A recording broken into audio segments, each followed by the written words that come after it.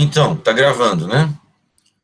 A prova vai ser no mesmo esquema da prova passada, vai ser amanhã, de 8 às 12, né? Tem que enviar as fotos até 12 horas, passou de doze a 12 e meia tem uma tolerância, há uma certa punição, né? A prova, em geral, 4 a 5 questões, muito semelhantes à lista, ok? Ou as questões que foram vistas nos vídeos. Alguma dúvida sobre isso? Prova tem que ser escrita à mão, você tira as fotos e envia para o meu e-mail. Sempre o mesmo e-mail, deixa eu enviar aqui pelo chat, registrado qual é o e-mail, purinho@dc.ufc.br. Tudo bem? Estão me ouvindo aí, gente? Sim, tudo bem. Tá, Ouvindo sim, professor. beleza. Vocês têm alguma dúvida sobre as aulas? Fibonacci? Quanto só na prova, a resposta, ela Aham. é pseudocódigo, C++, é um É pouco, pseudocódigo. a sintaxe vai ser rígida. Não, não é rígida, não. É principalmente pseudocódigo, né? Mais ou menos como a gente escreve aqui, ó. Ok. Esse tipo de questão, pseudocódigo nas aulas, né? Ó. Aqui o algoritmo de programação dinâmica, né? Cadê? Aqui, ó. Seguindo esse esquema aqui, mais ou menos, que foi visto em sala de aula, tá vendo? Certo. Aqui, ó, o algoritmo. 7 linhas, nada muito rígido, né? Tá? Como eu falei lá em C++, deixa eu achar aqui, tem as soluções de vários exercícios, né? Claro, tem que ser mais. Quando se for precisar de alguma questão parecida, né? Que tenha aqui, o ideal é que não escreva em C++, claro, né? Então você vai, isso aqui é mais para você ter uma noção de como escrever a questão, tá? Não precisa ser em C++. Tudo bem? Certo. Então, quando você for, por exemplo, estudar, aí tem uma questão da lista, aí você quer ver como faz, tem aqui o código para você tirar aí a lógica do problema, né?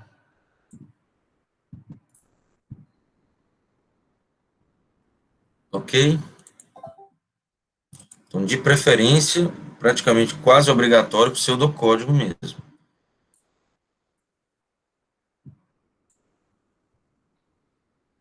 Alguma dúvida? Na aula passada, eu dei uma olhada em tudo, passei uma vista aqui em todas as aulas, né? Falamos aqui do Fibonacci, o problema das hastes, vimos aqui o problema da edit distance, o problema da LCS, a multiplicação de cadeias de matrizes, né? Algoritmo de Floyd,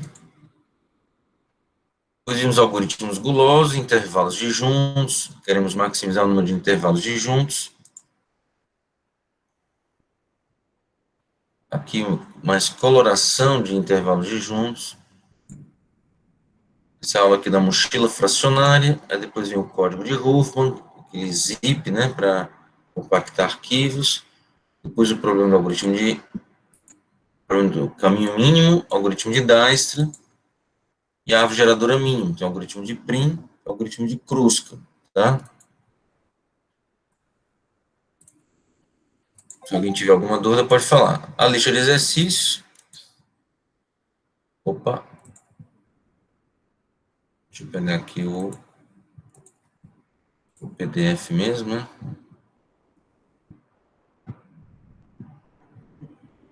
Cadê? Aqui.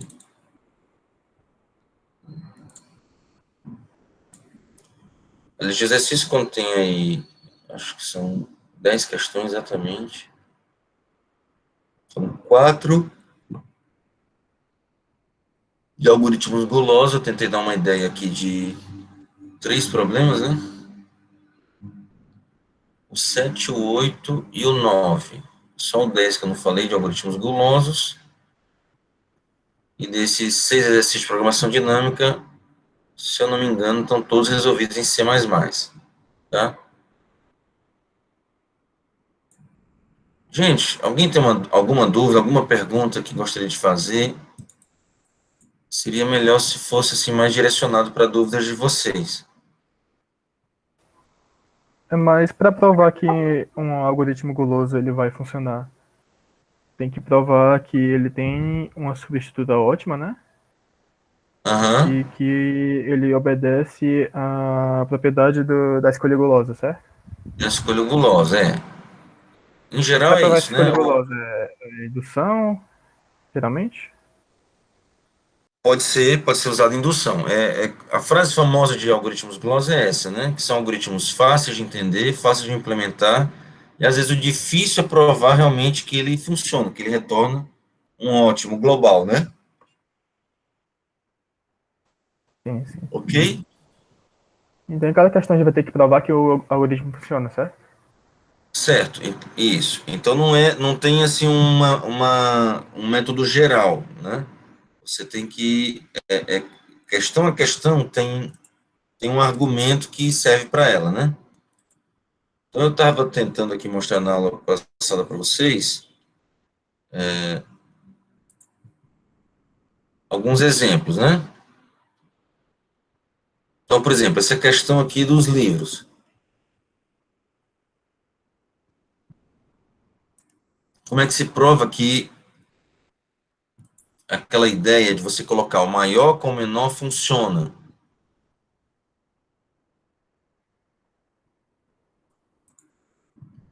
Vocês lembram aqui do exemplo que eu dei na aula passada? Vamos lá.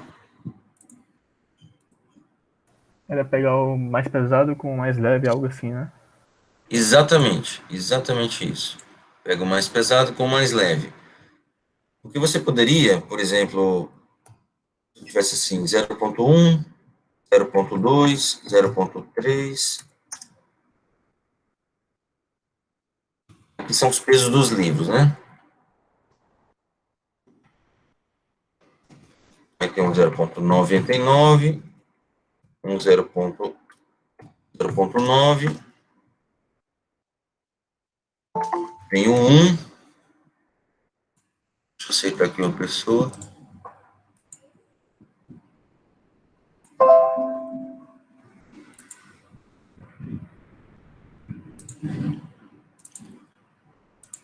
não sei, tem mais livros aqui, 0.8, por exemplo. Então, uma ideia seria, pega o 1 e tenta ver se alguém cabe com ele, 0.1, não cabe ninguém, então vai o 1 sozinho, né? Estou mostrando aqui primeiro um exemplo, antes da gente ir para o argumento lá de que esse procedimento é ótimo, né? 0.9 tenta com o menor, não dá certo, então vai sozinho. Para o 0.9, isso aqui ao invés de 0.9 fosse 0.85, deixa eu tirar esse 0.9 aqui para ficar um exemplo mais interessante.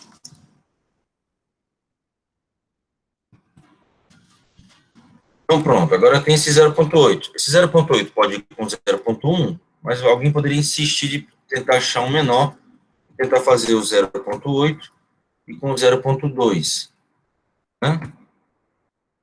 Certo? Só que o argumento é que não precisa ficar procurando, que daria muito trabalho, né? Continuaria sendo um algoritmo polinomial,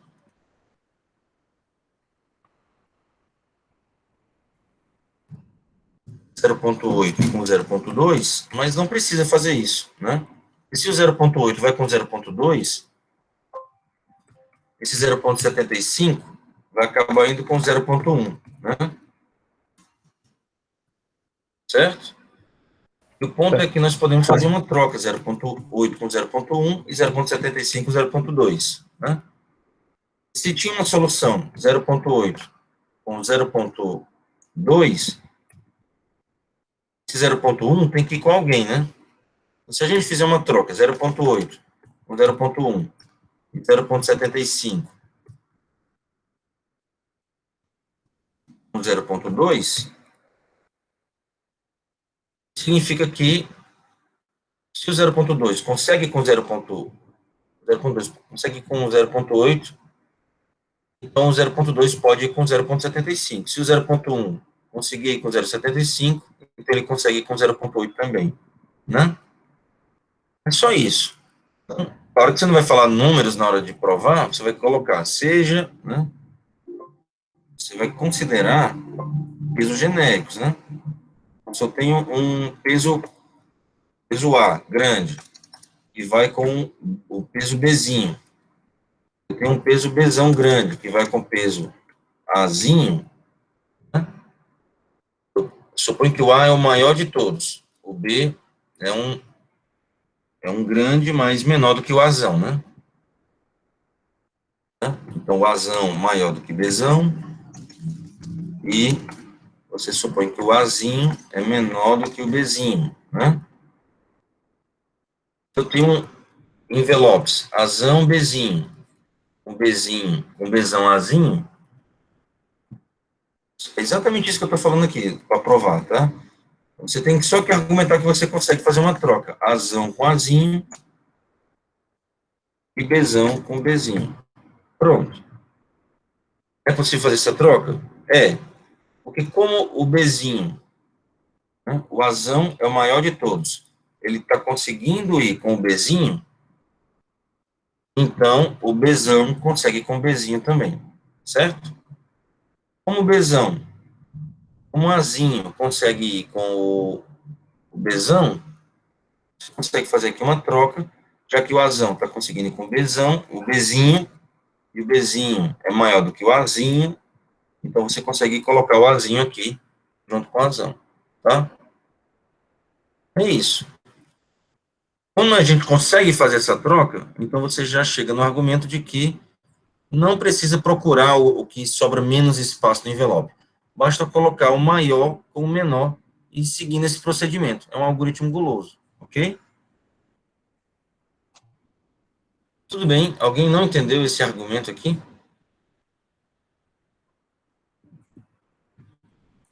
O argumento aqui é esse, né? Se você tem essa configuração, então isso leva a uma configuração de que você pode fazer a troca, né? Tá? Alguém quer que eu repita isso aqui? Pode repetir, professor, esse argumento, por favor? Então vamos lá.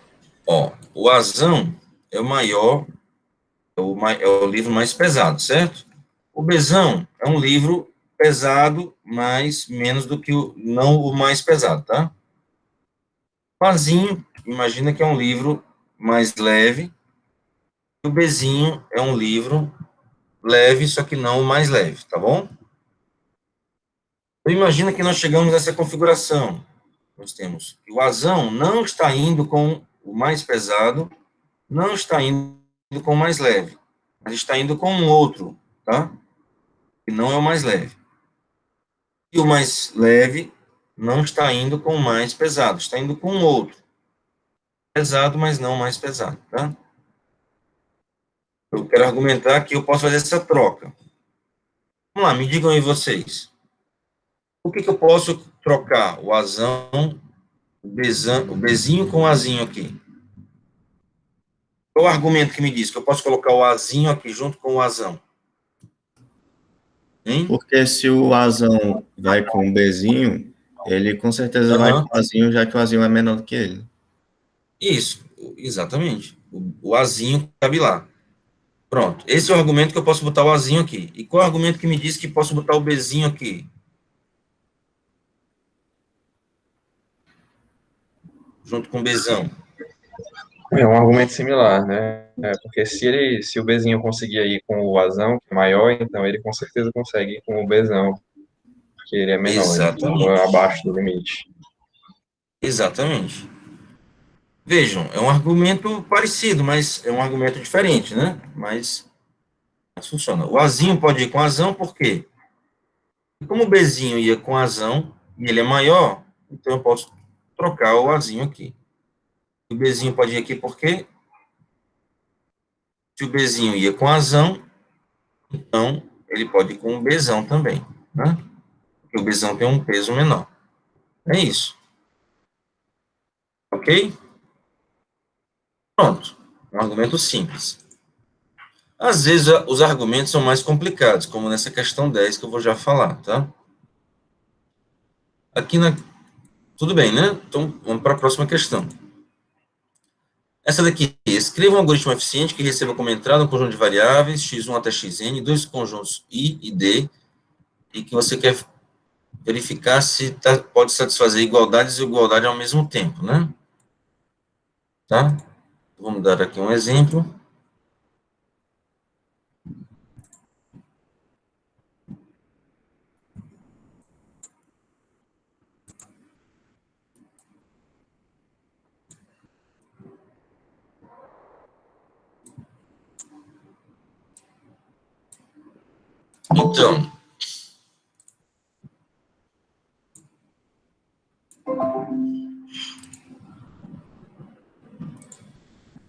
Então, rapidinho aqui, né?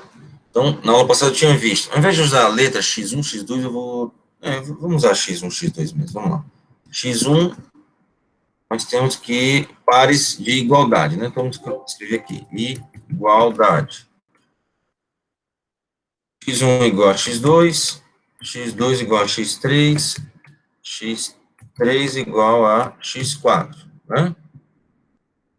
É o exemplo que está aí na questão. Aí nós temos pares de desigualdade, né? x1 diferente, como é que a gente coloca aqui diferente? Vou colocar assim, x4, tá? Como é que a gente identifica isso? Não satisfaz. Por que não satisfaz? Porque aqui diz que x1 igual a x2, x2 igual a x3, x3 igual a x4, então x1 igual a x4 não pode ser aqui diferente, né? Tá? Como é que seria um algoritmo para ver se é possível, se não? Alguém lembra aí como é que era o algoritmo?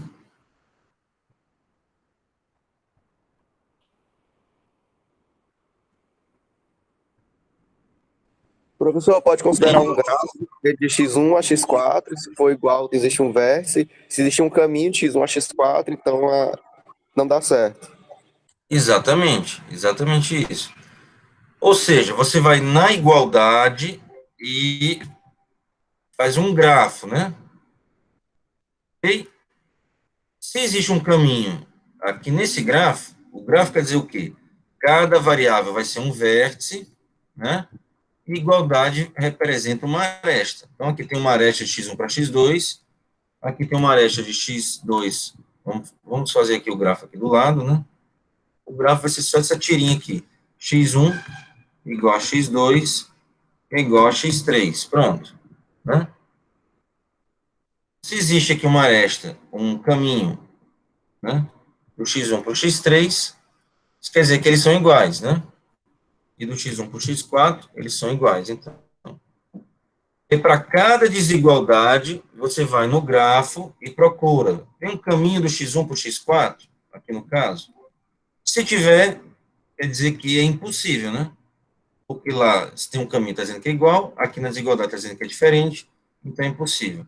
Então, para cada par de desigualdade, você procura lá um caminho, ok? Professor, precisa ser com caminho? Não precisaria ser com caminho, poderia talvez até ser mais simples, né? Você vai fazendo logo ligação, mas o fecho transitivo, né? Coisa lá de matemática discreta. Você tem x1 igual a x2. Aí você tem x2 igual a x3. Aí você já inclui o par x1, x3. Você já vai incluindo todos os pares possíveis. x1 igual a x4. Perdão. x3 igual a x4. Então você tem x1 igual a x3, x3 igual a x4, já liga x1 e x4. Já sai ligando todo mundo, né? Coloca todos os pares possíveis. Mas eu acho que fica mais fácil de explicar com o caminho, né? E depois você vai ver que tem x1 diferente de x4, procura lá, no fecho transitivo. x1 está ligado com x4? Tá. Então é impossível. Então, você vai checando desigualdade por desigualdade, se nenhuma delas falhar, então é possível. Se alguma falhar, então é impossível. Tudo bem? Alguma dúvida? Mas em Então, vamos... relação, no caso, assim, da prova, Diga. em que a gente possa, tipo, no caso, queira usar um gráfico, a gente precisa implementar Aham. algoritmos conhecidos para, tipo, o ABP, para percorrer um gráfico, algo do tipo. A gente precisa implementar ele se a gente quiser usar? Não precisa. É porque isso é uma coisa básica, né? Então você fala, olha, aqui o importante é realmente o argumento da questão. Então você diz, faz assim, faz um grafo de igualdades e depois, para cada desigualdade, verifica se há um caminho. Então, se há um caminho de um vértice para outro, é um caminho simples de busca em profundidade ou busca em largura, né? Então você pode simplesmente falar que usa esse algoritmo sem ter que implementá-lo, claro, né? Tá bom? Tá ok, obrigado. Uhum. Você não vai ter que implementar lá o algoritmo de busca em largura, busca em profundidade, não. Tudo bem? Beleza.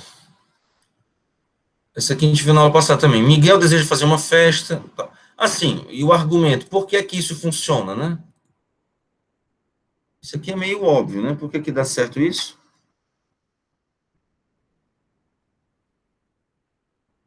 Hein? Se você faz esse grafo aí de igualdades, então é claro que você está contemplando aí todas as possíveis igualdades, não é isso? X igual a x2, x2 igual a x3, você tem um caminho de um vértice a outro nesse grafo de igualdades, quer dizer que esses vértices, essas variáveis são iguais, né? Não é isso? Se você tem uma desigualdade, quer dizer que você não quer que tenha igualdade. Então, você vai no grafo de igualdades e checa se há igualdade. Se não há, quer dizer que a desigualdade é possível. Só isso, tá? Esse algoritmo ele é bem simples, mas alguém poderia tentar complicá-lo, né? Complicar o problema. Uma vez que a gente sabe a resposta, ela é realmente simples, né? Quando você olha, esse algoritmo é trivial, claro. Claro que ele vê isso. Mas tem gente que podia, ao invés de ir no grafo, tentar fazer um grafo de igualdades, tentar fazer um grafo de desigualdades, por exemplo, né? Então, a pessoa podia querer complicar, que é x1, x5, x2 diferente de x6, por exemplo, né?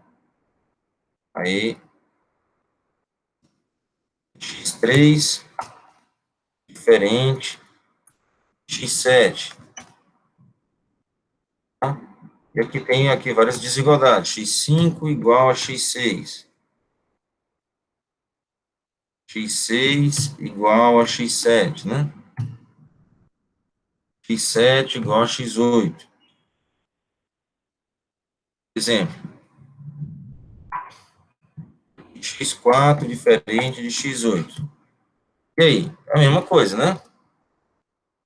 Mas a pessoa poderia querer complicar e aqui fazer um gráfico de desigualdades e não ia funcionar muito bem. O importante é fazer um gráfico de igualdades e depois, para cada desigualdade, checar. Então, pronto, vamos ver como é que seria isso daqui. Como é que seria o gráfico aqui de igualdades formado, né? E ficar x1 igual a x2, que é igual a x3, que é igual a x4. Isso aqui é basicamente o grafo, né? E o x5 igual a x6, que é igual a x7, que é igual a x8, né? Ok? Depois, x1 é diferente de x5. Tem caminho do x1 para o x5 aqui? Não, né?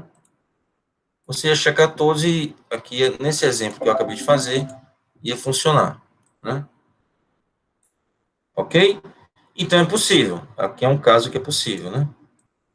Tudo bem? x1 é diferente de x5, você olha aqui, não precisa ser igual. Aqui, x2, x6, não precisa ser igual. Aqui, não precisa ser igual, não precisa ser igual. Então, você diz que sim, é possível. E o argumento é o quê? Que se você faz um gráfico de igualdades, quer dizer que aquelas variáveis, elas são obrigatoriamente iguais, tá? Depois você vai checar desigualdade por desigualdade. Se elas não forem obrigatoriamente iguais, então elas podem ser diferentes. É isso. Só isso. Um argumento bem simples. Tá bom, esse aqui eu já vou falar mais rápido, que eu já comentei na aula passada também, dos convidados para a festa, né? O que é que funciona? Ei, professor, Pode aí para falar. tipo, eu dizer que é satisfativo ou não, aí eu, como é, eu escolho alguma coisa para retornar, assim, como padrão. Como assim? Tipo, retornar alguma coisa se for Os satisfativo e eu... valores, quer dizer? Os valores que você está falando? É, porque assim, eu tenho que dizer Vamos se é provar que ou não. se é ou não é, e aí você quer provar por que que dá certo, né? Não, aí eu quero Então, saber, tipo, para retornar, então, poderia retornar um valor para dizer se, por exemplo, poderia um sim. é satisfativo ou 0 é não, entendeu? Isso. Então, se há um caminho entre. Você tem lá uma desigualdade, por exemplo, se aqui fosse x4, como é que você provaria que é impossível, né? Você mostra que, como há um caminho de x1 até x4, né? Então é impossível que eles sejam diferentes. Não é isso? Um caminho lá no grafo de igualdades. Porque um caminho no grafo de igualdades representa que eles são iguais, certo? Agora, aqui no caso que você está falando, sendo x5 aqui, como é que você prova que é possível, é viável? Como é que você faria? Todos esses que têm caminhos aqui vão representar o quê? Vão representar aqui uma componente no grafo, né? Então, você, para todo mundo aqui que tem conexão, você coloca um valor. Valor, não sei, vou colocar um valor genérico aqui, um valor 7, né? Escolhe um valor para todos esses, e para todos esses aqui você escolhe um valor 8. Então, para não, vamos colocar valor 0 ou 1, por exemplo. Para cada componente, te dá um número dessa componente. Foram criadas aqui duas componentes, 1, 2. Aqui você dá o valor 0. Para todo mundo aqui você dá o valor 0. Para todo mundo aqui você dá o valor 1. Tudo bem? Ok? x1 igual a x2, igual a x3, igual a x4, igual a 0. x5 igual a x6, igual a x7, igual a x8, você dá o valor 1. Pronto. Aqui, ó. 0 diferente de 1, 0 diferente de 1, 0 diferente de 1, 0 diferente de 1. Ok? Beleza. Professor, Oi. poderia fazer ao contrário, fazer um gráfico para as desigualdades e checar se existe um caminho com os de igualdade? O que é que vocês acham sobre isso? Era o que o senhor estava falando, né? Antes. Eu acho que não tem jeito. A pessoa fizesse assim, ia complicar muito. Ia complicar não, na verdade, eu acho que nem ia funcionar, tá entendendo? Então, essa questão, ela é fácil depois que você vê a solução, mas você tem que ter uma ordem, você tem que fazer um grafo de igualdades e para cada desigualdade checar. Você não pode fazer um gráfico de desigualdades e depois checar lá a igualdade. Por quê? Porque a desigualdade não é transitiva, né? Se eu tenho que x1 é diferente de x2, por exemplo, né? Eu tenho que, por exemplo, x1 é diferente de x5, e x5 é diferente de x2, isso não quer dizer que o x1 seja diferente do x2, não é isso? A propriedade boa da igualdade é que ela é transitiva, né? x1 igual a x2, x2 igual a x3, x3 igual a x4, então x1 é igual a x4. Aqui na desigualdade não funciona, né? Tá? Se eu tivesse aqui mais uma desigualdade lá embaixo, x2 diferente de x5. Então, aqui eu teria x1 diferente de x5, x5 diferente de x2, quer dizer que x1 é diferente de x2? Não, não é verdade, tá? Então, por isso que a gente tem que fazer um grafo de igualdade, não de desigualdade, tá? Beleza. Tudo bem? Próxima questão. E aqui no caso do Miguel, a questão do que ele vai fazer fazer uma festa, né? Esse daqui é melhor desenhado mesmo. Deixa eu pegar aqui, só um minuto.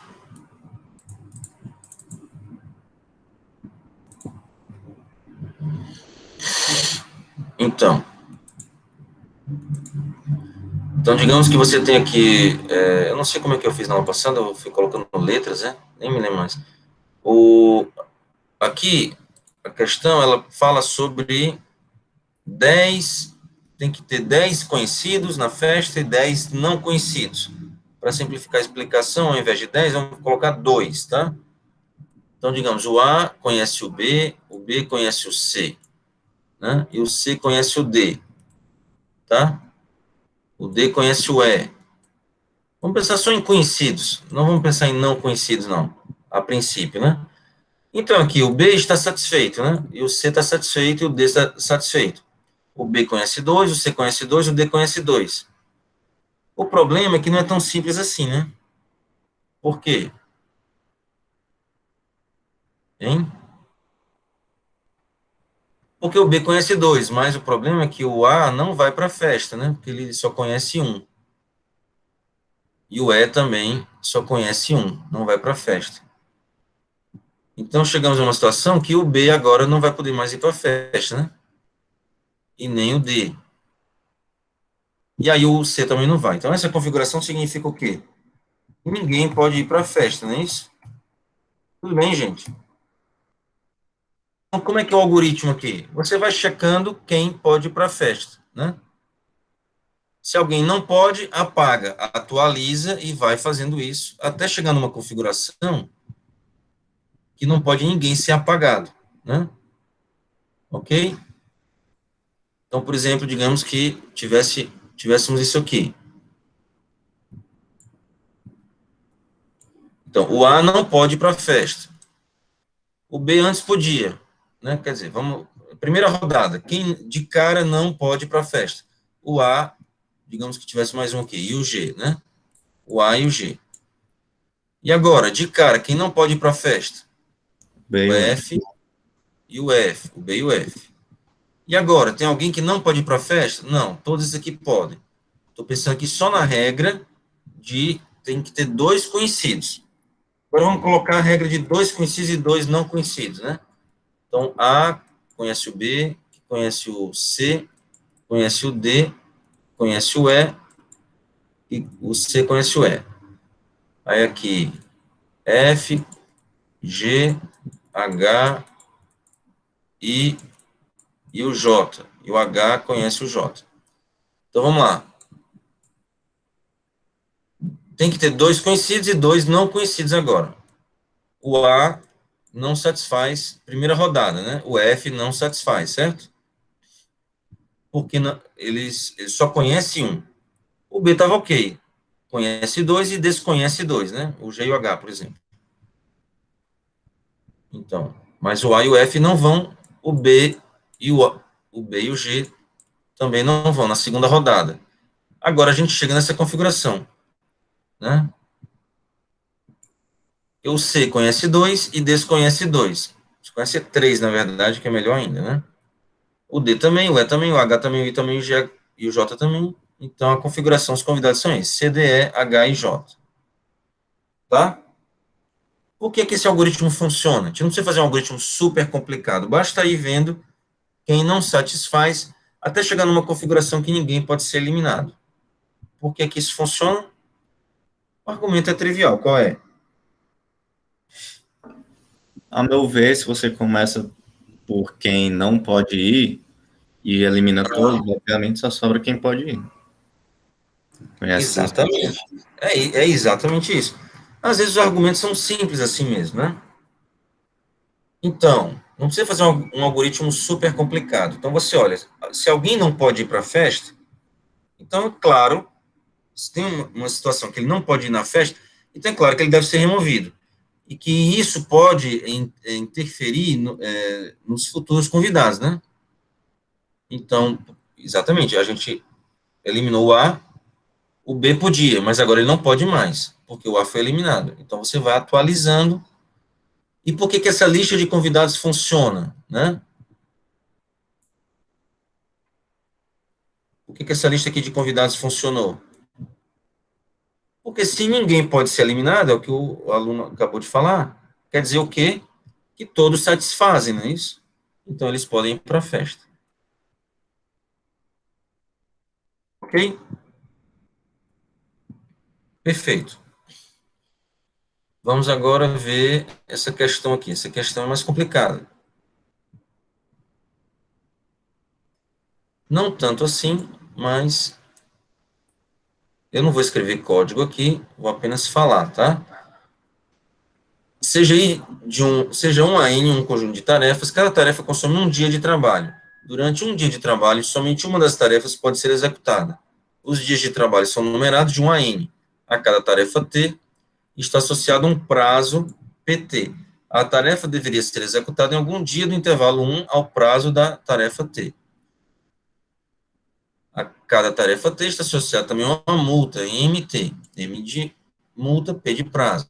Se uma da tarefa T é executada depois do prazo, sou obrigado a pagar uma multa, mas a multa não depende do número de dias de atraso, tá? Passou do prazo, paga a multa, só isso.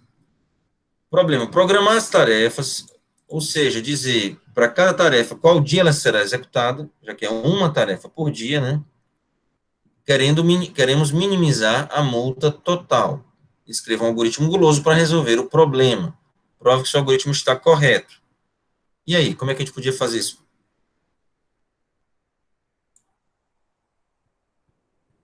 Alguém tem alguma sugestão? Daria organizar por da maior multa a menor multa.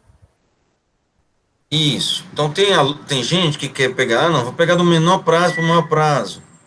Mas o ideal é da maior multa para a menor multa, certo? Vamos supor que a gente tivesse multa 90, multa 80, 70, 60, 50, 40. Vamos fazer aqui um exemplo, né? 30, 20 e 10, né? Aqui são as multas. Já coloquei em ordem da maior para menor, tá? E aqui o prazo. Prazos, né? Deixa eu pensar aqui alguns prazos. Dia 2, aqui dia 3, aqui dia 1, aqui dia... Vou colocar esse aqui no dia 4, esse aqui no dia 3, esse aqui dia 2, esse aqui dia 3, esse aqui dia 1, esse aqui dia 6, esse aqui dia 5. E aí? Como é que fica? Na opinião de vocês, quem é que a gente vai pegar?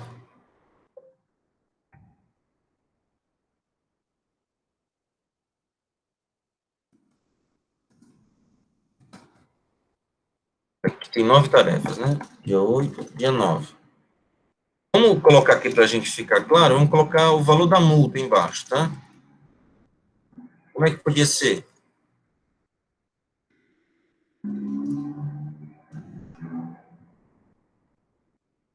Então, a gente pega a multa, o 90, é a maior de todas, já coloca em cima do dia dela, ó, 90, certo?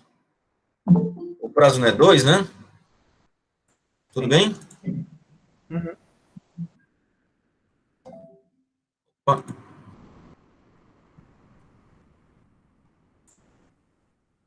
A maior multa é 90, já coloca no dia 2, que é o prazo dela, tá?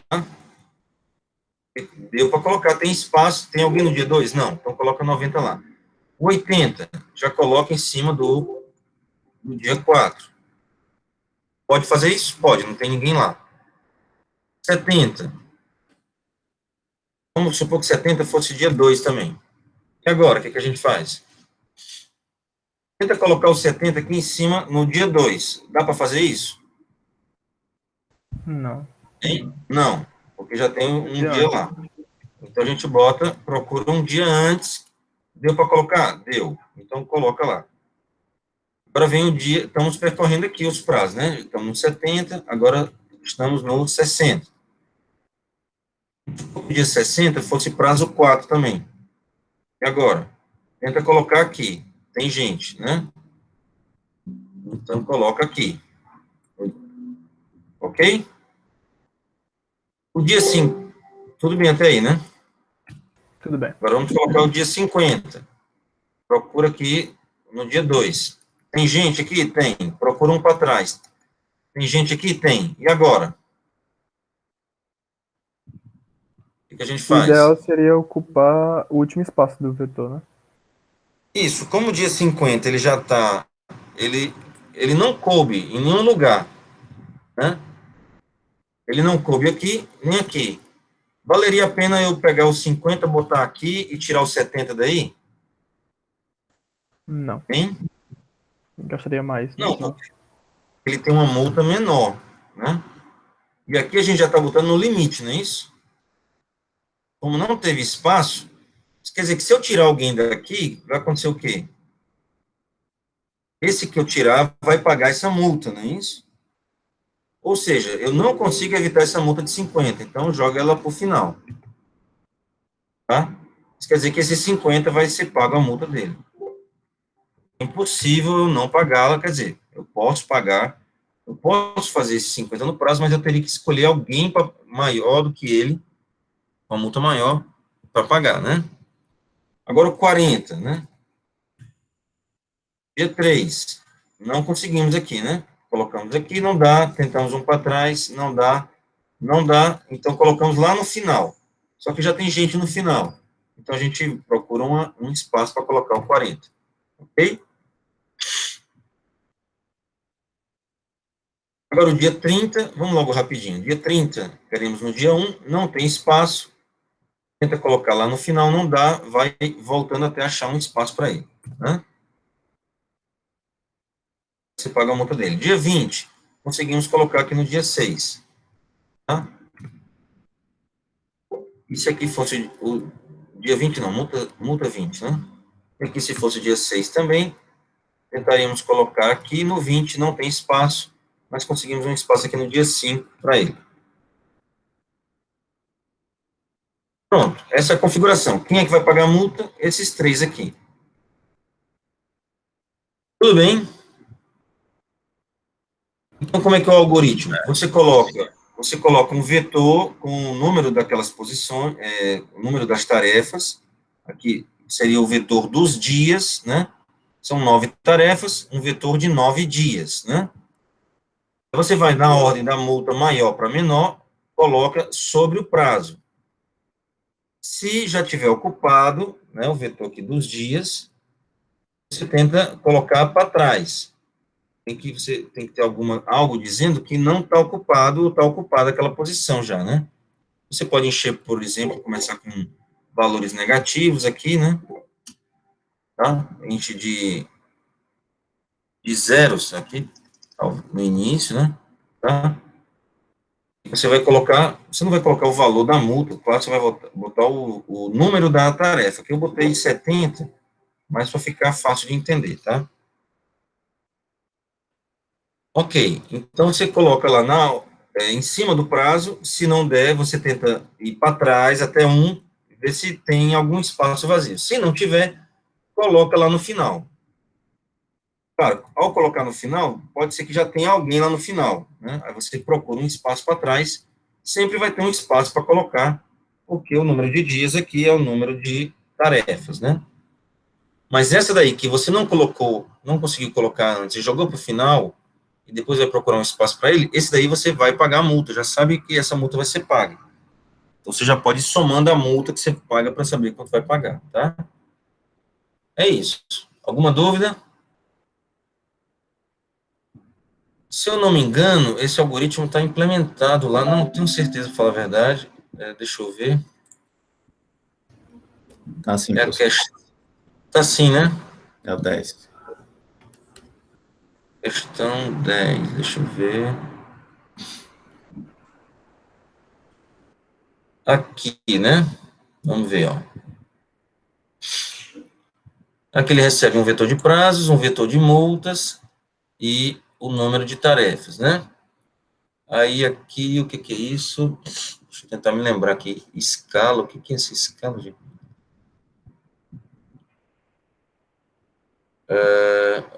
Faz tempo que eu não vejo esse meu código aqui. Eu sei que isso aqui a gente tá... Ah, tá bom. O ID é a identidade de uma tarefa, né? Certo. O que que é essa escala aqui? Deixa eu só me lembrar aqui rapidinho. Aqui está dizendo basicamente que no dia 1 está indo... Não. O que é isso? Ah, tá, entendi. Aqui é para ser a tarefa original, né? Então, é recebido aqui o vetor de prazo e multas, né? Então, está dizendo assim, olha, aqui no vetor, né? No vetor de prazo, a posição 1, né? O prazo 1, multa 1, a identidade, essa é a tarefa 1. Tarefa 1, prazo 1, multa 1. Tarefa 2, prazo 2, multa 2. Essa identidade aqui é para fazer essa associação. Quando a gente faz o quicksort, né? O decrescente, não é isso? Vai mudar, tá? Então, isso aqui é uma coisa bem simples, acho que nem precisaria, é porque aqui eu já estou assumindo que o vetor está ao contrário, né? Tá? Então, aqui seria a identidade da tarefa, né? Eu já estava assumindo, esse aqui é a tarefa 1, esse aqui é a tarefa 2, esse aqui é a tarefa 3, é o número da tarefa, né? Tarefa 4, na ordem, assim. Mas não precisaria ser assim, né? O que a gente está dizendo ali é o seguinte: as tarefas poderiam ter vindo assim, só que ter vindo de forma desordenada, né? Então, aqui podia ser, por exemplo, bem rapidinho, só para explicar isso, para quem não entendeu essa parte, tá claro. Aqui poderia ser, sei lá, na ordem, né? 10, para não ter que pensar muito, 20, 30, 40, 50, 60, 70, 80 e 90, né? Poderia ter vindo, assim, a entrada do problema. Aqui teria vindo 6, 1, 3, né? 2, 4, 2, 4 e 2, né? Ok? Aí o primeiro passo do algoritmo é ordena as tarefas pela multa da maior para menor, né? Em forma decrescente. Então, aqui, a identidade desse lá do código é a identidade da tarefa, né? Então, essa daqui não é a tarefa 1, essa aqui é a tarefa 9, essa aqui é a tarefa 8, original, né? Da entrada, 6, 5, 4, 3, 2 e 1, tá? A tarefa 1, multa 10. A tarefa 9, multa 90. A gente não perder a ligação com a entrada, só isso, tá? Tudo bem? Tudo bem, né? Então, por isso tem essa ideia aqui. Aí depois, a gente vai simplesmente fazendo assim, ó. Cadê? Para cada tarefa, você vê o prazo dela. Aí, essa escala aqui, deixa eu pensar o que é essa escala, não me lembro mais. Ah, sim. A gente está dizendo para cada tarefa. Deixa eu pensar aqui rapidinho. Para cada tarefa. Deixa eu aumentar aqui a letra.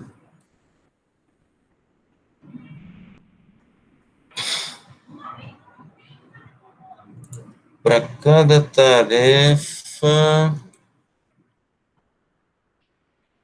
Eu estou dizendo o dia dela, é isso? A tarefa aí está no dia -1. A gente não sabe ainda, é isso. Então, o ID do 1 está no 1. O ID do 2 é o 2 no início. Aí depois ordenou. Aí aqui a gente está seguindo o vetor na ordem, já ordenado. Então aqui eu olho a identidade dele e vejo o vetor do prazo. Tá. Porque a gente só mudou a multa, né? Então a multa vai direto no índice. Na verdade, a gente nem olha mais a multa aqui. Depois de estar ordenado, a gente só vai colocando na escala, né? Pronto, então é isso. Isso aqui é para a gente... Porque na hora de fazer essa ordenação, o vetor de prazos não foi alterado, né? Pronto, então é só isso mesmo. Então, de novo, quando a gente fez a ordenação, o vetor de multas ele mudou, mas o vetor de prazo permaneceu o mesmo. Então, eu tenho que manter uma ligação entre o vetor de prazo e o vetor de multas, e por isso que eu mantive esse vetor de identidades aqui, né? Então, o I aqui, eu estou seguindo uma ordem do vetor de multas, da maior multa para a menor, mas aí eu preciso saber qual é o prazo dele. Então, aí por isso que tem essa identidade que vai me dizer, o prazo é tal, tá? E a escala está dizendo, ó, a tarefa tal, eu não sei o dia ainda dela, né? Começa em -1. Aí a gente vai olhando e, peraí, na verdade não, a gente está dizendo assim, no dia tal não tem tarefa nenhuma, é isso. Aqui eu digo o dia e quero saber qual é a tarefa que está lá, né? Então, seguindo aqui a ideia do algoritmo que a gente fez aqui, né? Pronto. A gente no início não tinha dia nenhum, então para cada dia eu não sei quem é a tarefa, bota -1 lá, é a escala das tarefas, né?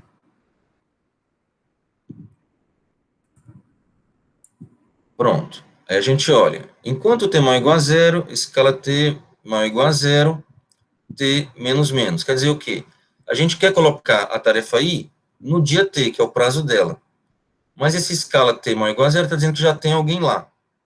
Então a gente vai diminuindo, né? Enquanto t maior ou igual a zero, vamos diminuindo, tentando achar um lugar, um espaço para ele.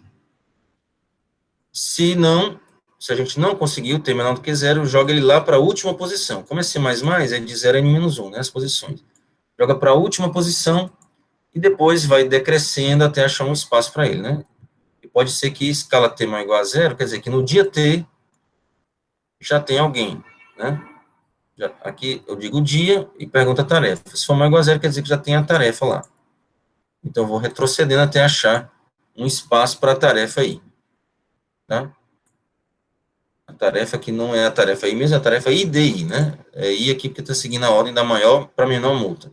É só isso, pronto. Fazendo isso daqui, já conseguimos fazer a escala inteira, tá? Aqui é só para saber qual é a multa total. Basta ver se o dia é maior do que o prazo, tá? Só isso. Aqui o algoritmo pode ter parecido mais complicado, mas vocês viram que a explicação é bem mais simples, né? Tá? É claro que na hora, uma coisa é você ver a explicação, depois implementar isso daí. Talvez possa ter sido implementar isso mais fácil. Eu realmente fiz isso aqui meio rápido. Imagino que um programador bem melhor do que eu, com certeza não é difícil de encontrar, consegue fazer um código mais bonitinho do que esse daqui, tá? Tudo bem? É isso, gente. Alguma dúvida sobre essa questão? Professor, eu Acho que queria mais que o sobre senhor a provasse prova. porque está correto. Oi? Queria que o senhor mostrasse a prova porque está correto. A prova que está correto. Tudo bem. E aí, gente? O algoritmo, ele é simples, né? E ele dá uma ideia de por que é que ele é correto. Como a gente ordenou da multa maior para menor, aqui, né? Então, a multa maior para menor, aqui está. O que acontece? Vamos lá, me digam. Eu vou explicando, eu vou explicar, mas eu queria que vocês fossem me argumentando por que essa ideia funciona. Porque aí, no caso, a gente está sempre encaixando as maiores multas para a gente não pagar elas, até que chega um ponto que, Isso. inevitavelmente, a gente tem que pagar. Só que aí, essa é justamente a menor multa que a gente paga, digamos assim.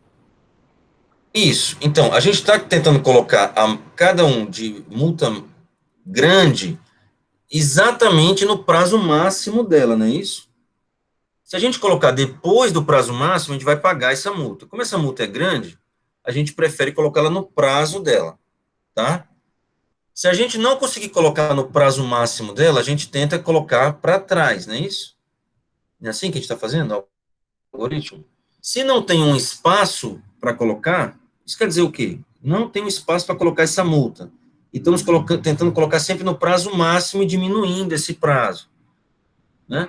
Se eu não conseguir colocar essa tarefa de multa grande, né, em nenhum lugar, isso quer dizer o quê? Que todas as tarefas anteriores, que têm multa maior do que a dela, foram alocadas ali, e seguindo esse mesmo procedimento, tentando o prazo máximo, né, e tentando encaixar. Se essa multa não conseguiu ser encaixada lá, quer dizer que o único jeito dela não pagar a multa seria o quê? Trocar por uma outra de multa maior, não é isso? É ou não é? Tudo bem? Só que nós aí teríamos um problema, nós estaríamos pagando uma multa maior. Então é melhor pagar a multa dessa do que de uma tarefa anterior.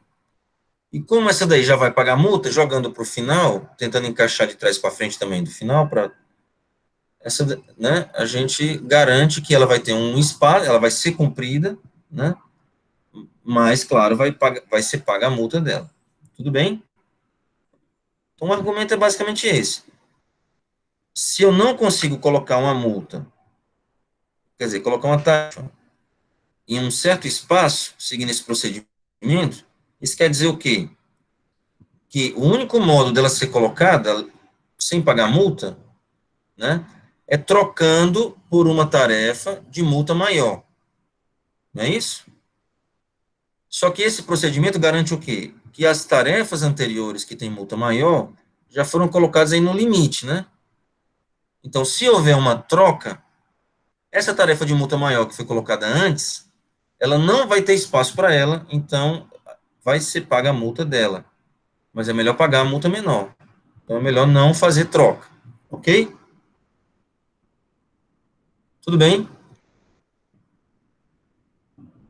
Isso é um argumento, tá? É um argumento lógico que está provando que funciona bem.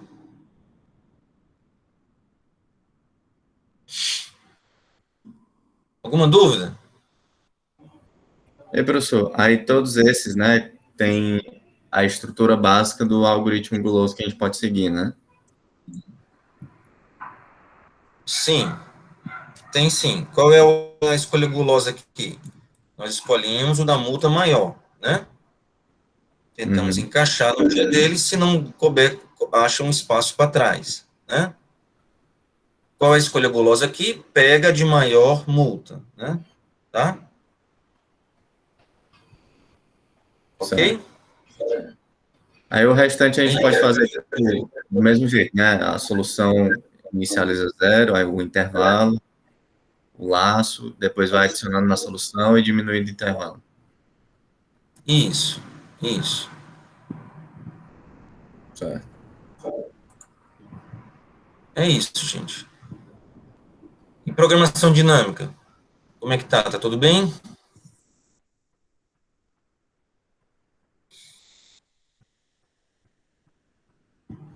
Você pode ver. Professor, o senhor pode resolver essa da sequência dos quadrados perfeitos? A 3?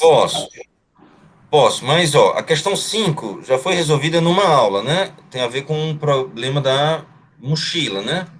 Até eu respondi umas dúvidas lá do Evilásio, se eu não me engano, né? Deu para entender, Evilásio, o que eu expliquei lá? Deixa eu lembrar aqui, professor. Deu. Você estava falando desses exemplos aqui, né? Acho que eu peguei a aula errada aqui. Da matriz, né? Deixa eu deixar uma pessoa entrar aqui.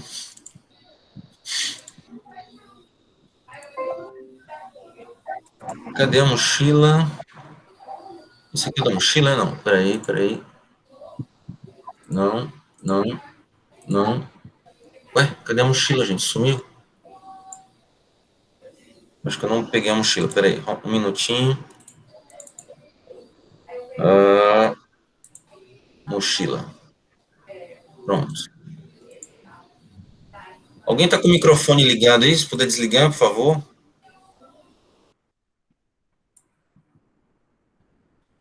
Então, tinha 3 exercícios aqui do troco, né? Aqui do outro troco sem repetir. E aqui do problema da lista, né?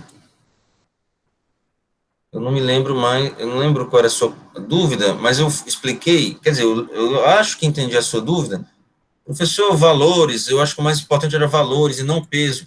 A questão é que nesses exercícios, o peso e o valor a gente estava colocando mesmo sendo o mesmo valor, tá? Valor... Era justamente isso que a gente estava fazendo sempre com N inteiros, né? Só que aí Isso. a gente somava o N para chegar no peso. Eu não entendia, porque para mim era separado, né?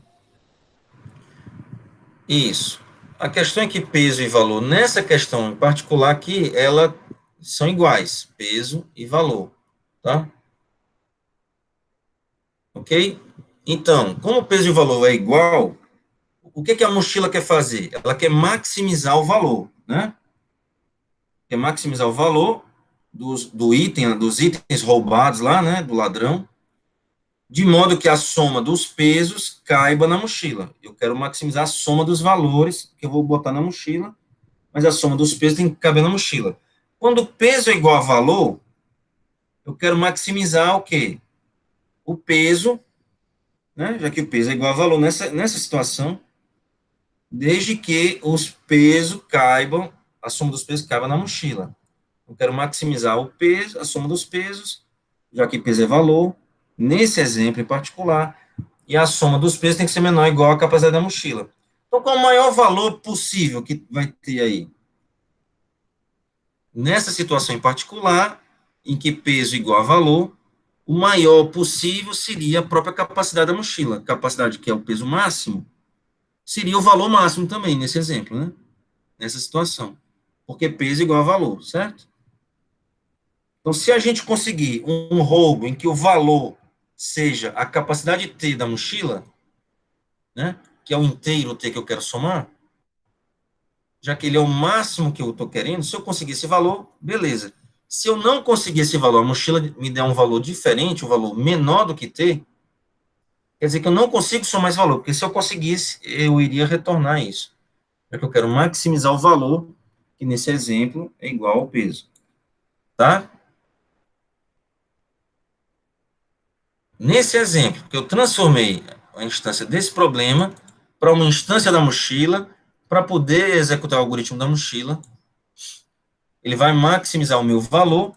O valor máximo, nesse caso, vai ser T, porque é o peso máximo, e nesse exemplo, peso eu escolhi para ser igual ao valor. Tá? Beleza? Se não entendeu, pode perguntar, ou a gente passa para outra questão. Você que sabe, vocês que sabem.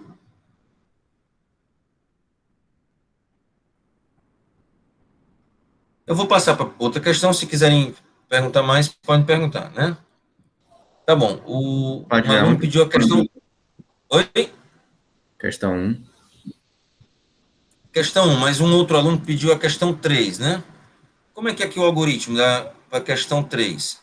A gente quer quebrar aqui esse vetor em números quadrados ou cubos perfeitos, né?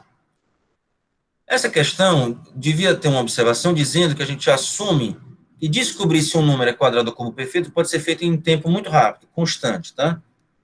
A gente assume isso, e dado um número, eu posso assumir se ele é um quadrado ou cubo perfeito em tempo constante. Tá bom. Então, vamos lá. Como é que seria o algoritmo? O algoritmo é o seguinte, para poder quebrar desse jeito, ó, a gente precisa ter um último quadrado ou cubo perfeito. Nesse exemplo aqui, quadrado perfeito, 64, né? Então, como é que a gente pensa em programação dinâmica? A gente pensa o seguinte, para isso aqui poder ser quebrado, por exemplo, desse modo aqui, né, tem que haver um último quadrado ou cubo perfeito, no caso é 64, e essa palavra antes dele tem que ser quebrável, né? Exatamente o que isso acontece. Ó. Essa palavra tem que ter um último quadrado perfeito, ou cubo perfeito, aqui o 64, e a palavra antes dele tem que ser quebrável. Tá aqui, tem que ser quebrável. Tá? Exatamente. Dada aqui uma solução, a gente vê que o que eu falei faz sentido. Beleza. Então, aqui fica um algoritmo recursivo. Você tem que achar um quadrado cubo perfeito, de trás para frente, e depois essa palavra do início até essa posição anterior tem que ser quebrável. Poderia chamar recursivamente, né? Ao invés de fazer recursivo, programação dinâmica, a gente vai tentando identificar de baixo para cima, né? Como é que é isso? Você identifica, isso aqui é quebrável? Sim. Isso aqui é quebrável? Não. Isso aqui é quebrável? Sim. Você vai de baixo para cima, tentando executar, né? Professor, Oi, mas no caso do 125, ele admite duas quebras, e o 25 e o 125. Como é que o algoritmo diferencia isso? o algoritmo não diferencia isso, tanto faz. Qualquer uma que você achar, o importante não é saber quantas formas existem de quebrar. A pergunta é, sim ou não? É possível ou não? Aqui, o senhor tem duas maneiras, não me interessa, basta saber se é sim ou não. É sim, ok?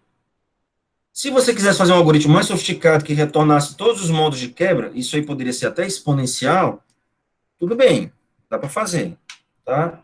Mas, mas o que a questão pede é saber se dá para quebrar ou não. E você retorna só um modo de quebrar. Você escolhe um modo e pronto, tá?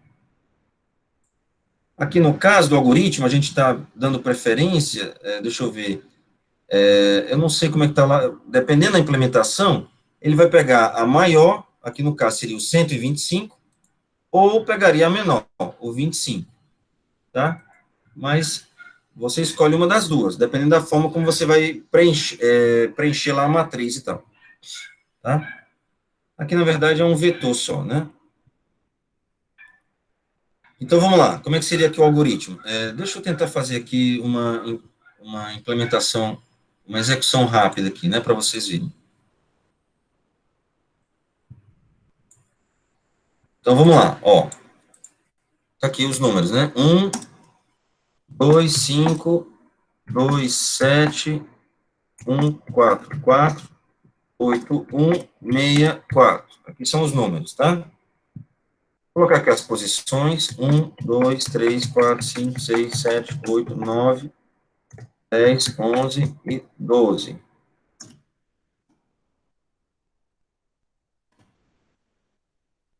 Ok. É o vetor, né? Vamos chamar aqui, são as posições. Aqui é o vetor de entrada, vetor S, tá? São as posições do vetor S. Eu vou criar aqui um vetor da programação dinâmica. É um vetor OK, né? Esse vetor OK vai me dizer se é possível quebrar ou não, tá? Então, vamos colocar aqui uma posição 0 anterior, só para ficar mais organizado. Não tem nada aqui nessa posição 0, no vetor S. Mas aqui no vetor OK, vamos começar com um verdadeiro, vamos colocar um mesmo. Zeros e uns aqui. Um verdadeiro, 0 falso, tá? Então, a gente assume que a palavra vazia, se não tivesse nenhuma palavra no S, ela é quebrável, certo? Quebrável em nada. Pergunta é impossível quebrá-la em quadrados ocultos perfeitos? Não, então vale, tá? A gente assume que a palavra vazia, se S não tivesse nenhuma letra, nenhum número, a gente assume que é sim, tá? É quebrável. Agora, de trás para frente, a gente olha, né? O que eu fiz aqui? Eu errei aqui. 1, 2, 5, né? 1, 2, 5, 2, 7, 1, 4, 4. Pronto, agora sim. Agora a gente vai olhando letra por letra. 1 é quebrável? Aí você olha. Primeiro, ele sozinho é quadrado perfeito? Sim. Ou cubo perfeito? Sim. Aí você olha. E para trás é quebrável? Sim. Então, como bateu um daqui, esse um daqui, ele sendo verdadeiro, então a gente coloca um aqui. É quebrável. Agora a gente vê aqui o 2, né? O 2 sozinho é quadrado perfeito, o cubo? Não. Então, não posso dar certo com ele. E o 12? Também não. Então, não tem jeito. Então, aqui é 0. Agora, o 5 sozinho é quadrado ao cubo perfeito? Não. 25 é quadrado ao cubo perfeito? Sim. Você tem que olhar, o 25 e agora você vem aqui e olha que o 1, aqui é quebrável. Então, aqui você coloca um 1. Verdade, né? Porque bateu 25 com esse 1. Se aqui fosse 0, por exemplo, se aqui fosse um 9, por exemplo. Não, 9 dá certo, né? Peraí. Se aqui fosse um 8. Não, 8 também dá certo. Que número que daria certo aqui? Um 3, pronto. Se aqui fosse um 3, aqui seria 0, não é quebrável, nem quadrado em cubo perfeito. Então, aqui, apesar do 25 ser, como aqui é 0, seria impossível, tá? Porque ele tem que ser quadrado perfeito, o que tem para trás dele tem que ser quebrável. E aqui está dizendo que não é quebrável. O que está dizendo aqui que a palavra até essa posição é quebrável em quadrados ou cubos perfeitos, tá? Então, vamos voltar ao original. 1, então esse 5 deu 1. Agora a gente está aqui no 2, né? 2. 2 é quadrado ou cubo perfeito? Não. Faltou editar 52. embaixo. Faltou editar embaixo do 1, de novo. De 0 para 1. Aqui, né? É. Beleza. Tudo bem. Aqui o 2. 2 é quadrado com perfeito? Não. Então, já nem olha mais o vetor. 52 é? Também não. 252 é? Também não. 1252 é quadrado com perfeito? Não. Então, aqui é 0. Tá? Beleza? Agora, encontrou o 7. 7 é quadrado com perfeito? Não. 27 é cubo perfeito. E aqui é 1, né? Então, aqui é sim. Tá bom? Porque nós temos aqui o 27 e aqui é 1. O que tem antes dele é quebrável. E isso é indicado aqui no 1. Tá bom? Agora vamos lá. O 1 é quadrado com perfeito? É. E aqui antes dele é quebrável? É. Então, já pode colocar um 1 aqui. De cara, né? Ó. Ele é quadrado com perfeito. E para trás é quebrável. Aqui está dizendo que sim. Então, já posso dizer que sim. 4 é quadrado com perfeito? Sim. E para trás dele é quebrável? Sim. Então, já coloco um aqui, tá bom? Não precisa nem fazer mais nada. Esse quadro é quadrado com perfeito? Sim. E antes dele é quebrável? É. Então, porque aqui é 1, né? Aproveitando a informação dos anteriores. Só que é 1 já de cara. 8 é cubo perfeito? Sim. E aqui Professor, é eu não quebrável. entendi. Professor, desculpa interromper. Eu não entendi direito qual a diferença do anterior ser ou não quadrado perfeito. Tipo, o que os zeros O vão anterior, representar? Em que momento eu vou olhar para essa sequência e eu vou saber que ele não é quebrável? aqui no vetor, ok, ó. Eu estou fazendo isso, ó. Olha só. Aqui nesse 2, preste atenção. Perdão, aqui nesse. Aqui, não, aqui no 2 não. É porque nesse exemplo não teve nenhum caso em que era quebrável para trás. Vamos dar um exemplo aqui. Se aqui fosse.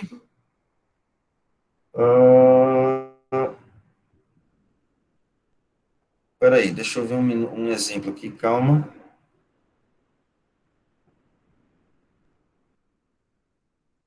Aqui, ó, por exemplo, aqui 7, né? Pronto, vamos voltar aqui rapidinho, depois eu vou encher isso aqui de uns, tá? Aqui, o 7 quadrado com perfeito? Não é, né? Tá? Mas poderia ser. Se aqui fosse um 9, tá? É quadrado cubo perfeito? Sim, é quadrado perfeito. E antes dele é quebrável? 1252, dá para quebrar em quadrados cubo perfeitos? Não dá. Como é que a gente sabe isso, que não dá? É essa informação que está me dizendo o vetor ok, ó. O vetor ok está dizendo se a palavra até aqui é quebrável em quadrados ou cubos perfeitos. Então, a gente vai colocar 1 no vetor ok, se ela for quebrável, até aquela posição, for quebrável em quadrados ou cubos perfeitos. E 0 se não for. Então, aqui, ó, o 9 me diz o quê? Que é um quadrado perfeito, né? Mas eu tenho que, para funcionar, o que tem antes dele tem que ser quebrável. Como é que eu sei? Aqui eu já preenchi, botei um 0 dizendo que não dá, né? Tudo bem? Então, apesar do 9 ser um quadrado perfeito, antes dele, tudo que vem antes dele não dá para ser quebrado. Aí a gente, que pena, não funciona, então ao invés do 9, vamos tentar o 29. O 29 também não dá. Vamos tentar o 1529. 1529 também não dá. Na verdade, o 29 nem poderia, né? Desculpa, o 29 não é quadrado nem cubo perfeito, tá? Aí 529 também não. Não. Você tem que ir olhando assim. Então, de novo, ó, vamos lá. Eu tento 9. Eu olho 9 com esse 0. Não, 9 é, mas o 0 não ajuda. O 29, eu ia olhar com esse 1. Só que o 29 já falha de cara, né? Se o 29 fosse, aqui no caso, um 7, né? Deixa eu ver, um número que termine, que seja quadrado perfeito. Pronto, se aqui fosse 81, pronto. Só tentando complicar aqui um pouquinho. Ó, o 1 é quadrado e cubo perfeito também. Só que aqui está 0, né? Tudo bem? Porque 1, 2, 5, 8 não é quebrável. Beleza. Não, pior que 1, 2, 5, 8 né? Porque tem 1, 2, 5, é cubo perfeito, o 8 é cubo perfeito. Meus exemplos aqui, eu não estou conseguindo achar um exemplo muito bom, mas o ponto é que você tem que olhar o número aqui, se é quadrado ou cubo perfeito, e depois olhar o vetor ok, se o que tem antes dele é quebrável, né? Tá bom? Esse é o ponto. Deu para entender isso aí, gente? Ou querem que eu explique melhor o exemplo? Eu acho que já está o suficiente, mas se eu quiserem, eu explico mais. Então, olha assim, ó, aqui é Aí só, quadrado cubo perfeito. professor, por que que o terceiro ali é 0 mesmo? Não, ok. Vamos lá, vamos preencher aqui tudo de novo, ó, rapidinho. Aqui, 1 é quadrado perfeito, antes dele é quebrável, que é uma palavra vazia, 1, então aqui é 1. Aqui o 2, ó. 2 é quadrado cubo perfeito, sozinho? Não, não dá. 1, 2 é? Não. Então aqui não tem jeito, vai ser 0, tá? Agora eu olho o 5. O 5 é quadrado cubo perfeito? Não. 25? Sim. E como aqui é 1, eu posso colocar um 1 aqui, né? Agora o 2. 2 é quadrado cubo perfeito? Não. 52? Não. 252? Não. 1, 2, 5, 2? Não. Então não tem jeito, aqui é 0. Tá? Era esse 0 que você estava perguntando? Era porque, na verdade, a gente começa com 1 já, né, no vetor. É. Posição 0 e o vetor aqui, S, começa da posição 1. Tá? Beleza. Você estava perguntando. Refaça a sua pergunta aí, que eu não sei se eu entendi o que você perguntou. Era o primeiro 0 ali que aparece. É porque eu achava que era 1, 1, 0, mas esse primeiro 1 tá fora, né? Esse primeiro 1 está fora, exatamente. Esse primeiro 1 aqui, nem precisaria dele, tá entendendo? Eu estou fazendo esse aqui mais para seguir a lógica do algoritmo, que é o quê? Ó? Esse 1 funciona. E para funcionar, você tem que olhar se ele é quadrado cubo perfeito, e antes dele é quebrável. Assim que o algoritmo está olhando. Só que antes da primeira posição não tem ninguém, não é isso? Então a gente cria aqui artificialmente uma posição 0 e coloca 1 nela. Quer dizer que se vale até aqui, digamos que desse essa palavra inteira aqui fosse um cubo perfeito, por exemplo. Imagina. A gente tem que olhar a palavra inteira é um cubo perfeito, e antes dela, que não tem ninguém, a palavra vazia, tem que ser quebrável. É mais para a lógica funcionar, certo? Como é que a gente faz para funcionar? Então, aqui, quadrado perfeito, e antes dela tem que ser quebrável. E essa informação, o vetor ok que me diz, tá? Então, deixa eu prosseguir aqui. Então, 7 eu já tinha colocado aqui 1, né? Porque o 27 é quadrado cubo perfeito, e aqui antes dele o ok diz que é 1. Aqui o 1 é quadrado perfeito, e antes é 1. Aqui o 4 é quadrado perfeito, e antes é 1, então eu posso botar 1. O 4 é quadrado perfeito, e antes é 1, então eu posso colocar 1 aqui. 8 é quadrado perfeito, e como antes aqui é 1, eu posso colocar 1, é cubo perfeito, quer dizer. O próprio 1 aqui é quadrado perfeito, como antes é 1, eu posso colocar 1. O 6 não é quadrado nem cubo perfeito. O 16 é quadrado perfeito. como aqui é 1, não esse 1, né? Esse é 1, então eu posso colocar 1 aqui, né? Esse próprio 4 é quadrado perfeito, e aqui é 1, o OK diz que é 1, aqui é 1 também. Ou seja, a lógica que eu segui aqui do algoritmo ia me dar essa solução aqui, né? Ó, deixa eu pintar aqui, ia me dar essa solução mais simples, né? Aqui, aí o 25, aí o 27, aí o 1 sozinho, o 4 sozinho, e aqui não vai ficar muito bom aqui, deixa eu voltar para cá. Ia me dar essa solução aqui, né? Ó, aqui o 4 foi identificado sozinho, aqui foi identificado 16, foi identificado o 8 sozinho, aqui o 4 sozinho, opa, não,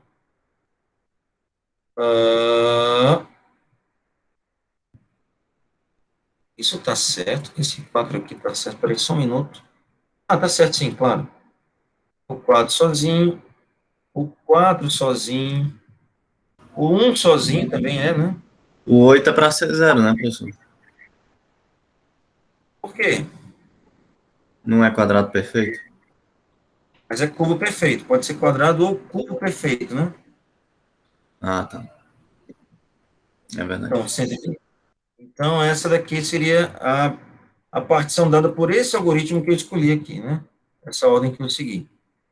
125, 125, 27, 1, 4, 4, 8, 16 e 4. Pronto, é quebrável, né? Tá bom? É isso, gente. E como é que faz o algoritmo? Segue exatamente essa ideia que eu falei. Qual é a questão, hein? Questão 3, né? Questão 3. Então, vamos lá. Vamos imaginar que nós temos aqui uma função, quadrado ao cubo perfeito. Aqui, ó. Quadrado ou cubo perfeito. Tá aqui a questão, né? Quadrado ou cubo perfeito. Eu vou ficar chamando essa função, imagina que ela é uma função muito rápida. Não interfere aqui no tempo do algoritmo, né? O que me interessa aqui é a programação dinâmica. Como é que a gente faz? A gente vai ter lá um vetor de booleanos, né? Que vai me dizer se é quebrável ou não. É aqueles zeros ou uns que eu estava fazendo. É esse quadrado ao cubo, né? Booleano. Isso aqui vai me dizer qual é a posição que eu quebrei, dado um certo número, qual foi a anterior, né? Deixa eu mostrar lá no exemplo. Aqui, ó, deixa eu voltar aos valores à posição original.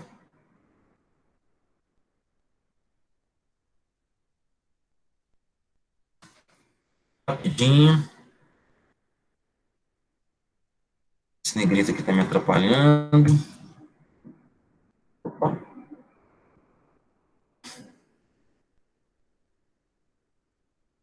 Opa.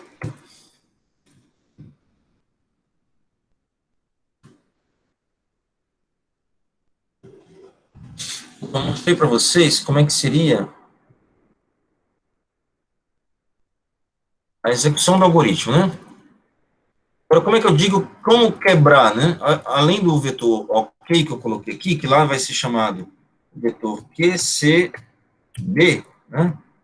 Quadrado ao cubo, se eu não me engano, booleano, deixa eu ver lá de novo. E o quadrado CK.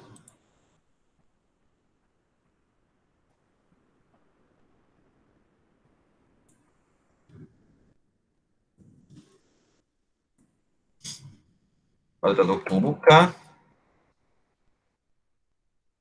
Isso aqui vai me dizer em que ponto foi a última quebra aqui. Qual foi o ponto da quebra daqui?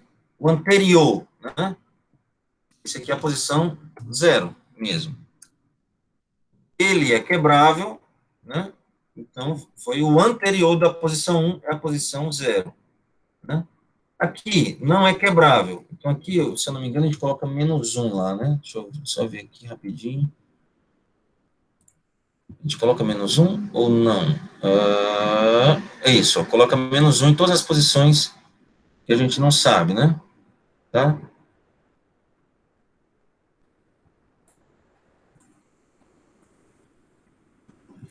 Então aqui a gente coloca menos 1 para esse, porque ele não é quebrável. Eu nem vou colocar nada, vou colocar um X quando for menos 1, tá? E 1. Esse 1 indica que esse 25 foi quebrado. É o elemento da posição 3, né? Ó. Só que ele não foi referente à posição 2, foi referente à posição 1. Tá? Por quê? Porque o 25 e eu quebrei do início até a posição 1. Estou olhando o anterior, né, dele, dessa quebra aqui. Então, foi até a posição 1 e depois eu juntei a posição 2 e a posição 3, e o número 25 é um quadrado perfeito. Tá? Esse 1 indica o início, né, esse número mais 1, a posição 2, é o início até o fim do meu quadrado cubo perfeito, que aqui no caso vai ser o 25, tá? Aqui a posição x é 0, esse 1 aqui indica a posição anterior dele, no caso aqui o 5, a gente vai marcar aqui a posição 3. Essas duas posições, 4 e 5, ó, aqui está dizendo a posição 3 ali embaixo, né? Quer dizer que a posição 4 e 5 vai formar o número 27, é um cubo perfeito, tá? E antes dele é quebrável, 125. E assim por diante. Aqui, se vocês não se lembram, vai dar tudo certinho aqui, é sempre a anterior. Aqui é a posição 6, aqui é a posição 5, aqui vai ser o 6, aqui o 7, aqui o 8, aqui o 9, se eu não me engano. Tá? Querem dizer que, ó, aqui é a posição 10. Então, aqui diz o 9, né? Então, a própria posição 10 é um quadrado perfeito, e antes dele é quebrável. Da posição 1 até a posição 9, que é indicado aqui, né? Tá? Aqui, o 16. No 6 próprio não era, mas aqui o 16 é que deu certo. Então, aqui é diferente, também a posição 9, querem dizer que a posição 10 e a posição 11 vão formar o número 16, e do início até a posição 9, até aqui, é quebrável, né? Por isso que aqui é um 9. E aqui, olha só para a anterior, posição 10. Por que isso aqui é importante? Para você determinar como vai ser a quebra mesmo, imprimir a quebra né, do vetor aí, do número, né? Então tá, como é que é aqui o algoritmo? Você começa colocando falso, coloca menos 1, quer dizer que não sabe como é que vai ser a quebra, e aí você olha, ó, da posição K, aqui você está olhando, né, da posição 1 até a posição N, eu quero saber se é quebrável, né? Aí você agora olha da posição K igual a 0 a K K menor do que I, K tá? Você quer saber se antes tem alguém que é quebrável, né? Aqui no caso eu estava fazendo de trás para frente, eu estava fazendo K igual a I menos 1, né? Até a posição, tá? Da posição 0 até 0. Então aqui, ó, se antes aqui é quebrável, isso aqui eu estou olhando o vetor ok lá que eu estava fazendo antes, se o ok for verdadeiro, e o número, né, for um quadrado ou um cubo perfeito, aqui vai da posição K até a posição final, então eu coloco o verdadeiro lá no vetor ok. Esse aqui é o vetor ok, né? E aqui eu determino como foi a quebra. Se eu determinei uma quebra, eu não preciso mais continuar. Deu um verdadeiro aqui, eu já posso cair fora, break aqui, né? Tá? É isso. E depois mostra como é que você usa aquele vetor que determina a quebra para imprimir aqui os valores, tá? Então, isso aqui já é um pouquinho mais complicado. Em geral, na prova, o que interessa mesmo é isso daqui. Isso aqui é um pouco, pensa um pouquinho, dá para identificar. Aqui é mais coisa de programação mesmo, né? A programação mesmo, de programar, né? Programação dinâmica mesmo está aqui. O grosso da questão é isso aqui, né? Dúvidas?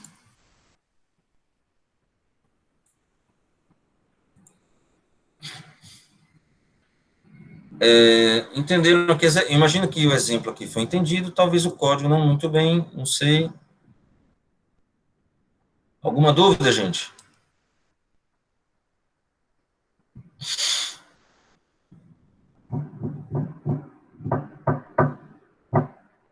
Tudo bem, né? Então, próxima questão.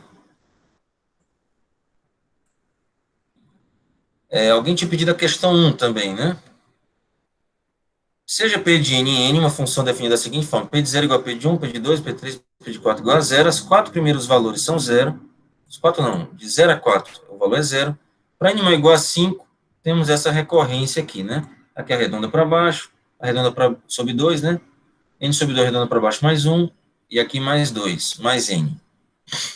Como é que faz essa questão? A gente pode escrever um algoritmo recursivo puro, né?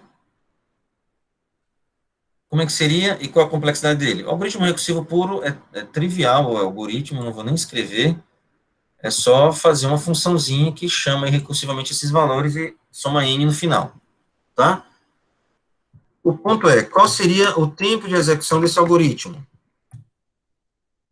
Seria, ignorando os arredondamentos para baixo, ignorando esses mais uns aqui, mais 2, já que para n muito grande, isso aqui vai ser um número, serão números muito parecidos com n sobre 2, então isso aqui vai dar basicamente a seguinte recorrência: t de n igual a 3 vezes t de n sobre 2, mais 1.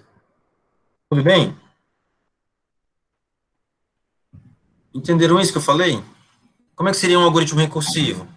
Divide o n sobre 2, arredonda para baixo, chama recursivamente para esse valor, depois chama recursivamente para esse valor mais 1, depois chama recursivamente esse valor mais 2, soma os 3 valores e mais n. Pronto, o algoritmo recursivo simples é só isso.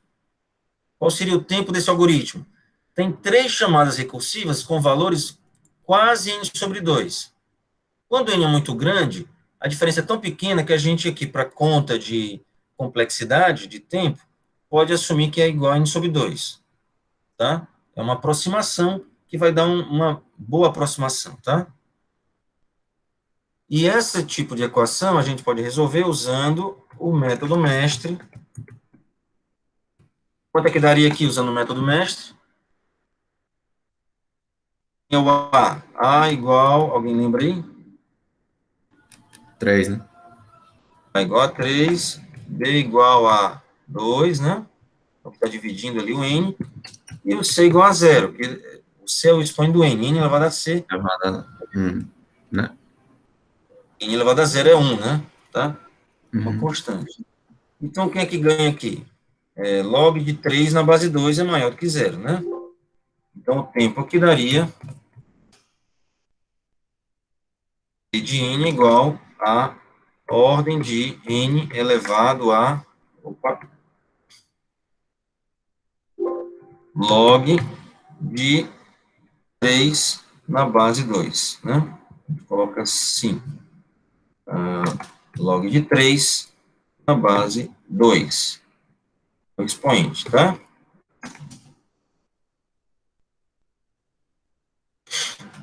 Item A é esse, né?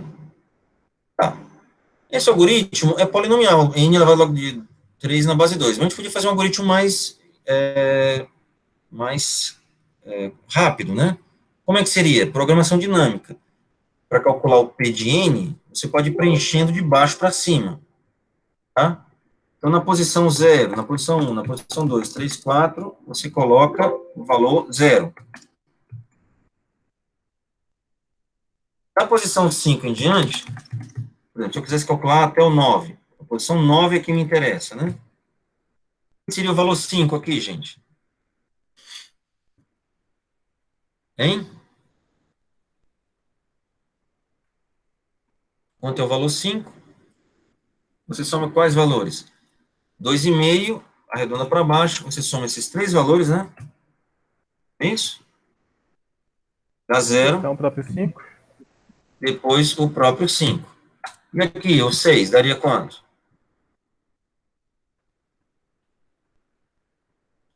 Você vai olhar quais posições? Posições 3, 4, não? 6.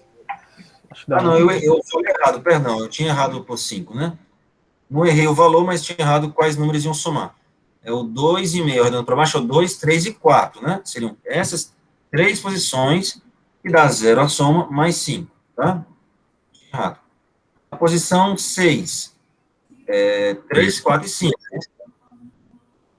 Então, daria, soma nesses 3, dá 5, mais 6 dá 11, né? A posição 7, dá 3,5, arredonda para baixo, dá 3, 5 mais 7, é isso? Dá 12, não é não? Tudo bem?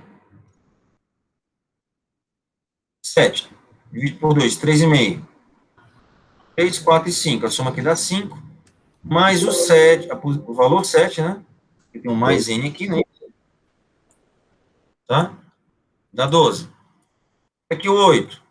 8 dividido por 2 dá 4, mais esses 3 aqui.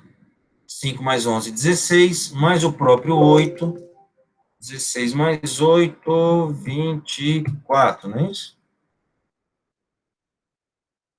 E agora o 9. 9 dividido por 2 dá 4,5. De novo, dá 16, mais o próprio 9 dá 25, né? E aqui o 10. Se tivesse mais uma posição, daria quanto? Para acabar. 5, 10 dividido por 2 dá 5. Eu vou somar esses 3 aqui agora. 5 mais 11, 11 mais 12, 23, mais 5, 28, mais 10, 38, né? Aqui a posição 11 daria quanto? 39, não é não? Os mesmos valores somados antes. Isso. Aqui, mais 1 a mais 39. E aí, o algoritmo, que eu acabei de fazer um algoritmo aqui nessa execução, eu estou fazendo um algoritmo. Esse algoritmo que eu estou fazendo aqui nesse exemplo já é o algoritmo de programação dinâmica, tá?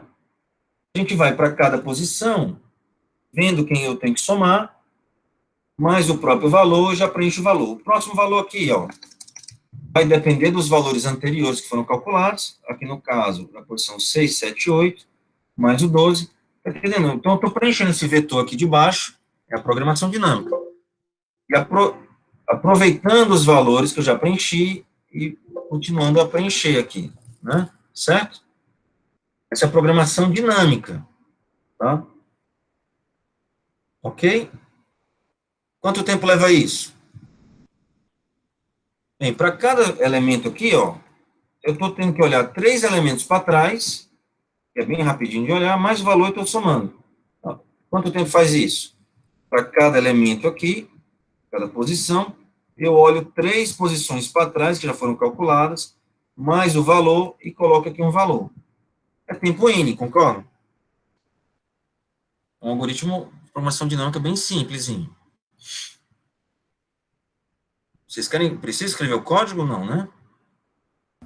Não, dá pra entender. Dá pra Por entender, quê? né? Hã? Porque a gente vai percorrer tudo, inevitavelmente. A gente vai percorrer tudo inevitavelmente. Para calcular o valor 12, eu preciso saber o valor do 6, 7, 8. Tá? Com certeza, por valor 12, eu não preciso dos valores 9, 10 e 11. Mas, como eu não tenho certeza muito bem aqui na programação dinâmica quais valores eu vou precisar, eu sei que o valor 12, a posição 12, precisa do 6, do 7 e do 8, né? Certo? Então, a programação dinâmica preencheria tudo, mesmo sabendo que alguns valores não seriam usados, né? Tá? Tudo bem? Certo. Então, ele é tempo N, porque eu tive que percorrer o vetor inteiro, e só vou querer a última posição aqui, o valor 12. Nosso X que a gente quer calcular. Se o N fosse 12, tá? Ok?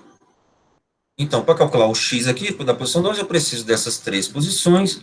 Não vou usar essas, mas funciona. Eu percorro o vetor inteiro. Tá. Agora, dá para fazer isso de modo mais eficiente, então, tempo N, né? Programação item B. E a memorização? A memorização só vai no que realmente precisa, né? Tá? Então, o 12 ia chamar quem? São 12 e ia me pedir, olha, eu preciso das posições 6, 7 e 8. Não é isso? Não preciso da posição 11, nem 10, nem 9. Preciso do 6, 7 e 8. Aí a posição 6 vai me dizer o quê? Olha, eu preciso das posições 3, 4 e 5. É ou não é? Tudo bem? Sim. A posição 7 vai me dizer, olha, eu preciso da posição 3, 4 e 5 também. A posição 8 vai me dizer, olha, eu preciso das posições 4, 5 e 6. No recursivo puro, isso daria muita repetição, né? A posição 3 estaria sendo calculada, a posição 4 aqui, ó, calculada 3 vezes, né? Aqui, aqui, aqui. No recursivo puro, né? Mas na memorização, ele aproveita tudo. Então, daria 3, 4, 5 e 6 só, né?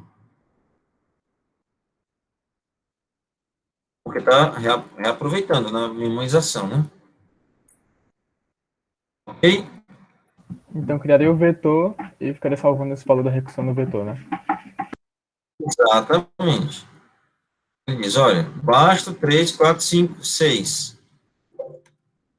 A posição 3 me diz que eu preciso da posição qual? A posição 3 nem diz nada, né? Ele já tem um valor. A única que não tem valor, a posição 5, que me diz que eu preciso das posições 2, 3 e 4, né? E a posição 6 me diz que eu preciso de 3, 4 e 5. Certo? A posição 5 já me diz que é 2, 3, 4 e 5. 2, 3 e 4. E pronto. Tudo bem? Ou seja, não preciso calcular muitas pessoas, né? Tá? Então, vamos ver aqui um exemplo mais com números maiores para vocês terem uma noção. Se fosse 1024, quais valores eu iria precisar? 512, 512, 513, 514. 514, né? Ok? E nesse nível aqui, quais números eu iria precisar? 256, 257, 258. 257, 258, 259. 259. Acabou, né? O 514 precisa de quem? 257, 258, 259. E o 256 precisa de quem? Quais valores? 128, 129 e o 130. E o 259 precisa de quais valores? 129, 130 e 131. 128 precisa de quais valores? 64, 65, 66. O 131 precisa de quais valores? 65, 67. Ou seja, em cada nível, eu estou precisando só de, no máximo, calcular 4 nós. Não é isso? Tudo bem? Então, a programação, a memorização, com algumas suposições aqui, ela é mais rápida mesmo. Porque tem um monte de coisa que aqui na programação dinâmica está calculando que não vai ser usado. E aqui na memorização, ele só vai direto no que precisa, né?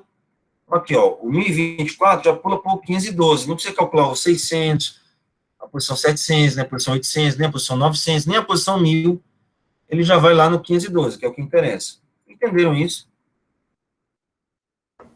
Sim, mas como é que ficaria o cálculo do tempo? Como é que ficaria o cálculo do tempo? Aqui é um algoritmo recursivo que está aproveitando memória, ele está dando uns saltos aqui, né? Qual a altura dessa árvore? Isso aqui dá uma árvore, né? Qual a altura dessa árvore, mais ou menos? Dá uma ideia para mim. A árvore, os nós estão dividindo por 2, né? 1024 cai para 512, cai para 256. Isso aqui vai até onde?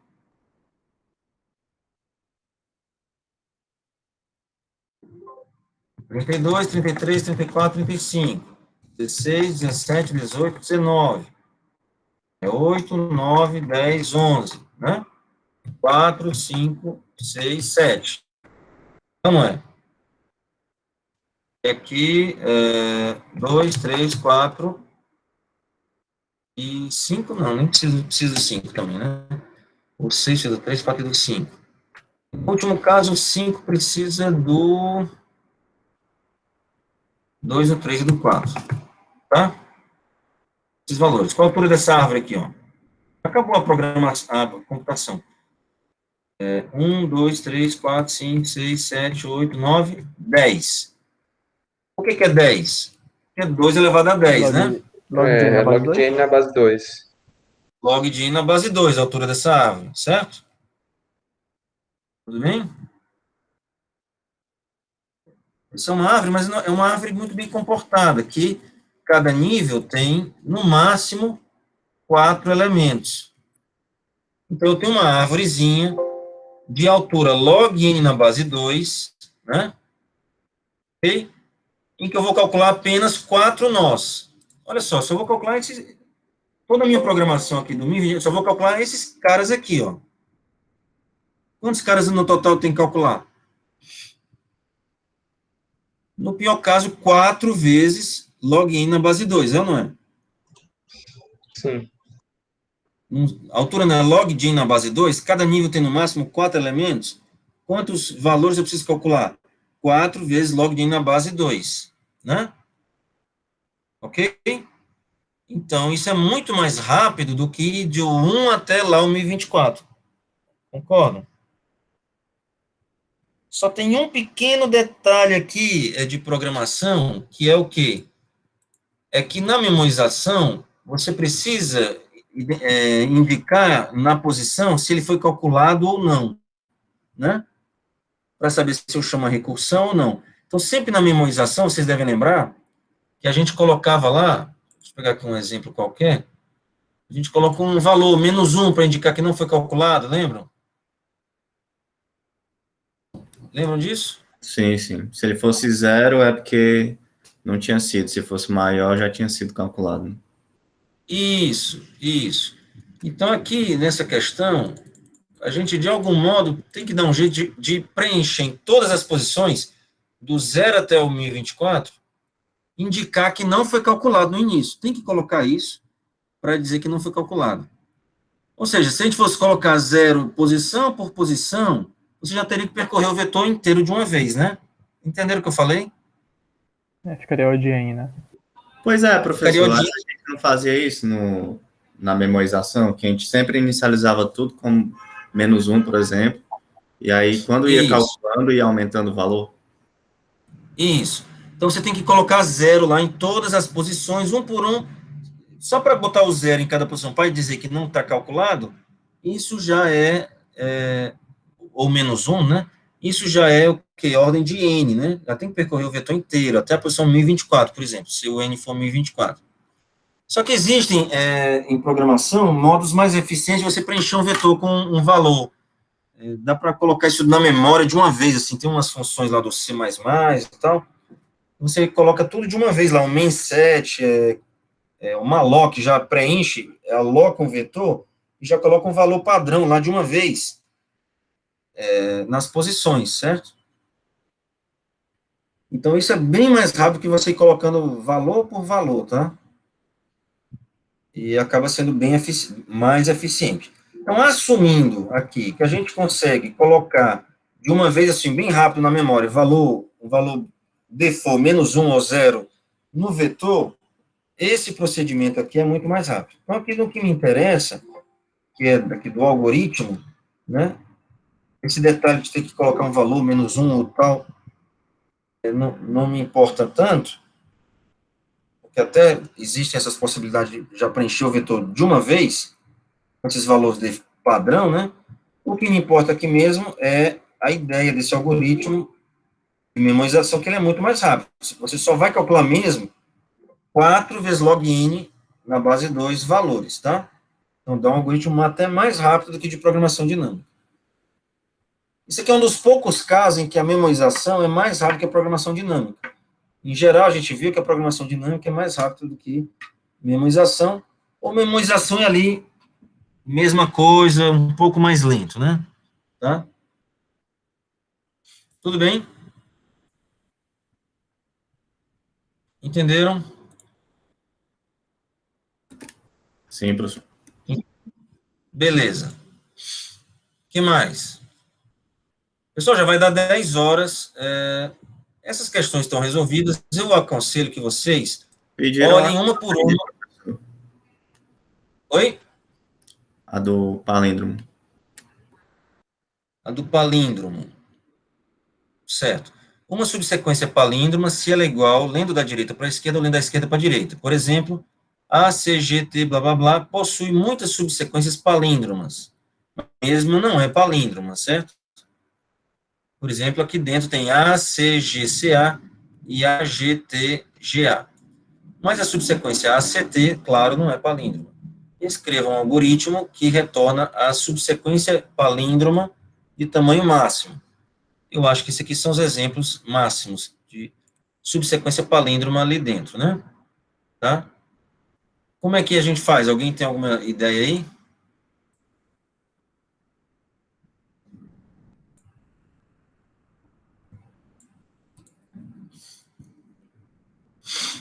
E aí? Sugestões?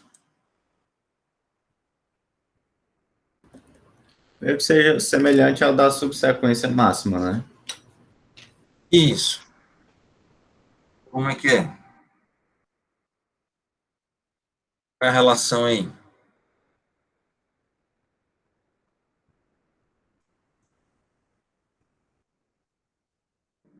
Só um minutinho. Deixa eu vir aqui. Eu quero só copiar essa palavra aqui, trazer de volta, ver se a cópia fica melhor. Pronto, ficou maior. Então, gente, o truque aqui é o quê? Se você pega a palavra e pega ela de trás para frente, aqui, o reverso dela, né? GCT, A, CT, GTGCA. Eu perdi alguma letra aqui, peraí. GCT, A, são 4 As, né? Tá, então aqui é a palavra, vamos chamar a palavra S, perdão, aqui é a palavra, o reverso dela é a palavra R, R de reverso, tá?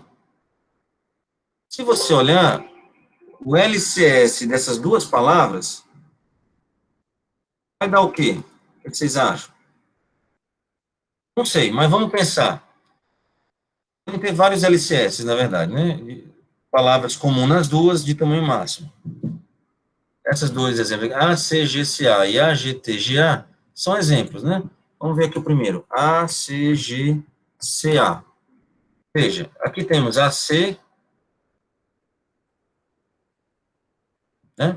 Ó, esse A casa com esse A, certo? Esse C casa com esse C. Perdão, eu estou fazendo do jeito errado, né? Não é assim que é para fazer. Esse A, como é LCS, né? Esse A casa com esse A, tá? Esse C casa com esse C aqui, ó, tá? Esse G casa com esse G aqui, ACGCA. Esse C casa com esse C, e esse A casa com esse A. Tudo bem? ACGCA, ACGCA. LCS. Agora, como essa palavra aqui embaixo é o reverso daquela palavra de cima, quer dizer que esse A que casou com esse A aqui é esse A aqui, né? Ó. Então, estou casando esse A com esse A. O que quer dizer isso? Um palíndromo, né? Ó. Esse A com esse A. Esse C com esse C. Porque esse C casado é esse C que é esse C aqui, né? Ó. Esse C com esse C. Tudo bem? Esse G, que casou com esse G, é o próprio G. Tá? Então, ele casou com ele mesmo. Então, ACGCA, ACGCA. Ok? Entenderam isso? Entenderam que toda palavra que é comum às duas vai ser uma palavra palíndromo ou não? Toda palavra é máxima, né? Claro. Eu podia pegar aqui só o AC e aqui só o AC também, né? Tudo bem? Mas eu posso aumentar isso. Se eu casar esse A com esse A, é porque vai ter um A. Esse A, que é esse A, vai casar com o A desse A, que é esse dado aqui, né? Sim ou não? Isso significa que basta aplicar o algoritmo da LCS, a palavra e o seu reverso. Só isso. Ok?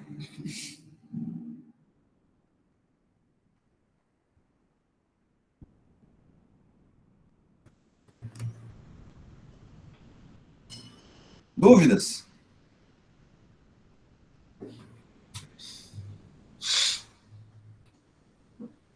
Quando o senhor fez, pareceu tão trivial, mas é difícil chegar nessa conclusão.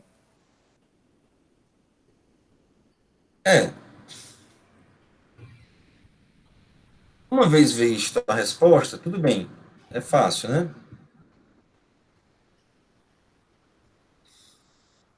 O ponto aqui é que eu queria que usasse o algoritmo da LCS, né? Para essa questão.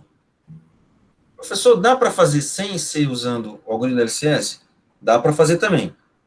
Aí tem que usar a programação dinâmica toda. Se quiser, eu posso explicar aqui como é que é a programação dinâmica inteira, né? Ixi, eu perdi o que eu tinha feito.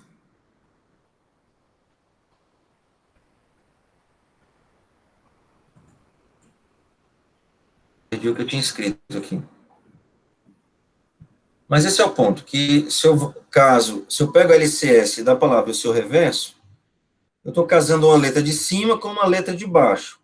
Essa letra de cima que eu casei com a letra de baixo, a de cima também está embaixo, já que ele está de trás para frente. Então, eu estou casando duas letras embaixo, né? Duas letras embaixo. Duas letras da palavra. Uma no começo e uma no fim. Né? Tá? Ou seja, a LCS da palavra seu reverso dá um maior subsequência palíndroma. Só isso. Gente, já passou das 10 horas. Eu acho que a gente devia encerrar por aqui.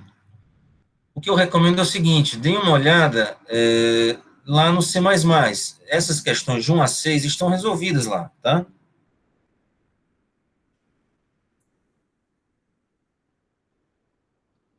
Aqui a do palíndromo. Aqui, todas as questões estão lá, tá? Então, eu recomendo que vocês deem uma olhada, tentem entender. Mandem dúvidas no fórum.